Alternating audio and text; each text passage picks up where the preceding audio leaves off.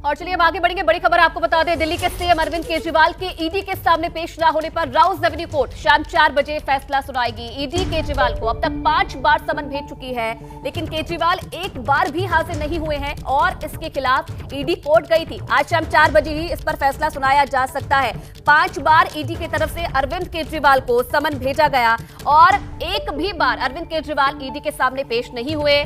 समन को गैर कानूनी उन्होंने बताया, राजनीति से प्रेरित उन्होंने बताया और इस मामले को लेकर ईडी कोर्ट गई थी, जिस पर आज शाम 4 बजे राउज एवेन्यू कोर्ट की तरफ से फैसला सुनाया जा सकता है। तो ये बड़ी खबर और आज ही इस पूरे मामले पर फैसला आना है।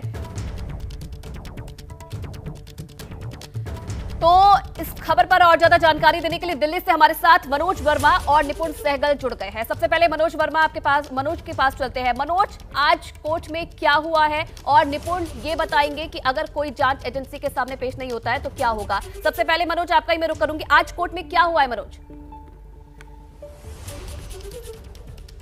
जी बिल्कुल, देखिए आपको मैं बताना चाहूंगा कि शनिवार को अदालत का दरवाजा ईडी ने खटखटाया था। राउज एवेन्यू कोर्ट ईडी की टीम पहुंची थी और ईडी की टीम ने राउज एवेन्यू कोर्ट को यह बताया था कि अरविंद केजरीवाल को 5 समन दिए जा चुके हैं, उसके बावजूद वो जांच में शामिल नहीं हो रहे हैं और तब आर्गूमेंट्स भी हुए थे और ईडी ने अदालत को ये कहा था कि क्यों ना अदालत जो है अरविंद केजरीवाल को जो है समन जारी करके बुलाए। तो तब आर्गूमेंट्स पूरे हो गए थे। उसके बाद आज की जो तारीख थी वो तय हुई थी और जब आज अदालत में मामला शुरू हुआ तब अदालत की तरफ से ईडी से पूछा गया कि आगे क्या आर्गुमेंट्स आप करना चाहते हैं। तब ईडी ने मना कर दिया कि नहीं, उनको कोई आर्गुमेंट्स नहीं करने। इसके बाद अब शाम 4 बजे का जो समय है वो अदालत की तरफ से रखा गया है। अब ये देखना होगा कि शाम 4 बजे अदालत क्या फैसला सुनाती है। बिल्कुल, चलिए अब निपुण का रुख करते हैं। निपुण, आप ये बताइए कि अगर कोई जांच एजेंसी के सामने पेश नहीं होता है तो ऐसे केस में कोर्ट क्या कर सकता है और क्या पहले ऐसे केस में क्या हुआ है अब तक, अगर ऐसे केस अभी सामने आ चुके हैं तो?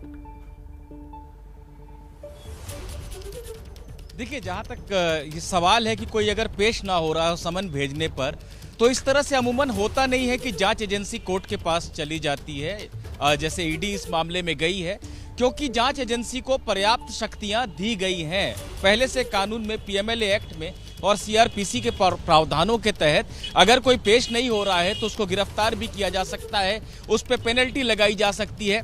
ऐसे तमाम प्रावधान हैं कानून में।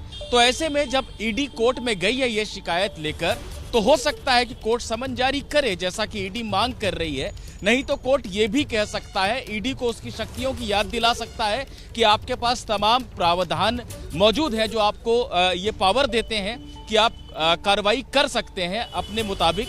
शायद ईडी इस आदेश के बाद कोर्ट के एक आदेश का भी सहारा मिल जाएगा और अगर अरविंद केजरीवाल पर शिकंजा कसना होगा तो ईडी भी कहीं ना कहीं एक ये बहाना ढूंढ रही है शायद कि कोर्ट के आदेश से उसको वो शक्ति और ज्यादा इस्तेमाल करने की आजादी मिलेगी।